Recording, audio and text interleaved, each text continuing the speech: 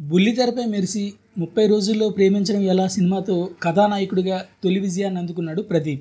తన రెండో ప్రయత్నంగా చేసిన సినిమానే అక్కడ అమ్మాయి ఇక్కడ అబ్బాయి. ప్రదీప్తో పాటే పలు షోలలో మెరిసిన దీపికా పిల్లి హీరోయిన్ కావడం, పవన్ కళ్యాణ్ తొలి సినిమా పేరుతోనే ఈ మూవీ రూపొందడం ప్రేక్షకుల్లో కాస్త ఆసక్తిని పెంచింది. మరి ప్రదీప్కి ఈ మూవీ విజయాన్ని అందించిందా లేదా అన్నది ఈ రివ్యూలో చూద్దాం.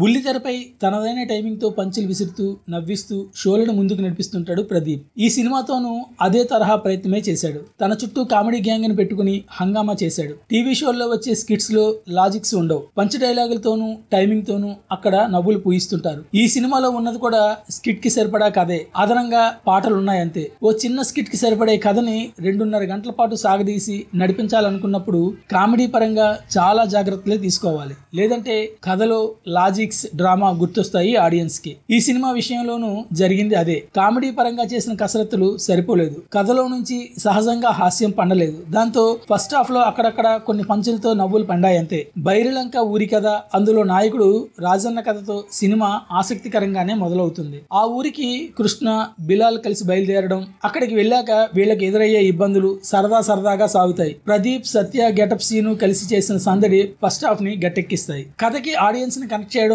దర్శకులు విజయవంతమైన ఆ తర్వాత ఆ ప్రపంచంలో అట్టే లీనం చేయలేకపోయారు. ఫస్ట్ హాఫ్ లో కామెడీతో పాటు ప్రేమ కథ కూడా కీలకమే. కానీ కామెడీ స్థాయిలో ప్రేమ సన్నివేశాలపైన దృష్టి పెట్టలేదు. హీరో హీరోయిన్లు ముద్దు పెట్టుకోవడం, ఆ వెంటనే ఒకరి చుట్టూ మరొకరు తిరగడం ఇదే ప్రేమ అన్నట్టుగా తేల్చేశాయి. విరామం ఎపిసోడ్ ఆసక్తి రేకెత్తించినా అక్కడితోనే అసలు కథ పూర్తయిపోయింది. విరామం తర్వాత అంతా సాగదీతే. వెన్నెల కిషోర్, బ్రహ్మానందం, బ్రహ్మాజీ తదితరులు సందడి చేసిన ఆ సన్నివేశాల్లో సహజత్వం పాళ్లు తగ్గాయి. కథానాయకుడు ప్రదీప్ మాచిరాజు ఇంజనీర్ కృష్ణ పాత్రలో ఒదిగిపోయే ప్రయత్నం చేశాడు. ఆ పాత్ర పడే ఇబ్బందులన్నీ ఆడియన్స్ ని నవ్విస్తాయి. టీవీల్లో కనిపించే హుషారైన ప్రదీప్ కి సినిమాల్లో ప్రదీప్ కి తేడా అని చూపించారు. సత్య, గెటప్ సీను తదితరులతో కలిసి ఆయన చేసిన కామెడీ బాగుంది. సత్య, గెటప్ సీను కామెడీనే ఈ సినిమాకి హైలైట్. సత్య తన మార్క్ టైమింగ్ తోనూ, గెటప్ సీను హావభావాలతోనూ, ఆయన గెటప్ తోనూ అలరించారు. బుల్లితెరపై కలిసి కనిపించిన ప్రదీప్, దీపికా జోడీ ఈ సినిమాలో పెద్దగా ప్రభావం చూపించలేదు. ఇద్దరి మధ్య కెమిస్ట్రీ సరిగ్గా పండలేదు.